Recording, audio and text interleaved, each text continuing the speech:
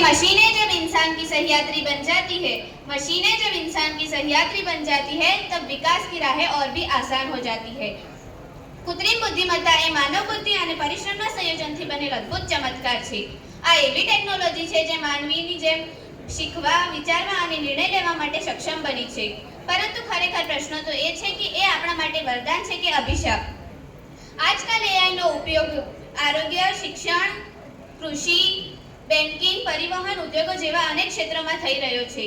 દાખલા તરીકે ડોક્ટર અત્યારે રોબોટિક સર્જરી કરે છે, ફોનમાં આદેશ આપીને કામ કરી શકાય છે, ગ્રાહકો ચેટબોટ દ્વારા પોતાની સેવાઓ મેળવે છે, કેન્સર અને ટ્યુમર જેવા રોગોના નિવારણ અને બચવાના સલાહો મેળવી શકાય છે। ખરેખર એઆઈ આપણા માટે વરદાન છે। તેના લીધે માનવોનો સમય બચે છે, કામમાં ચોકસાઈ આવે છે।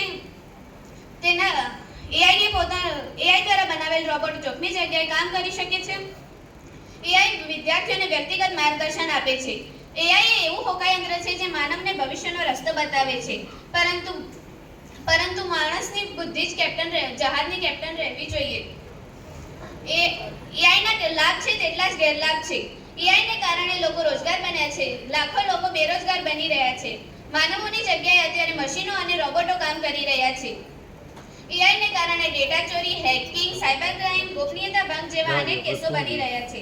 એઆઈનો સૌથી મોટો દુરુપયોગ તો એ છે કે તેના કારણે ખોટા વિડીયો અને ખોટા અવાજો દ્વારા લોકોને સાથે છેતરપિંડી કરવામાં આવે છે। The real danger is not that computer will begin think like the man, but real danger is that man will begin think like a computer। સાચો ખતરો એ નથી કે કમ્પ્યુટર માણસની જેમ વિચારવા માંડશે, પણ સાચો ખતરો તો એ છે કે માણસ કમ્પ્યુટરની જેમ ના વિચારવા માંડે।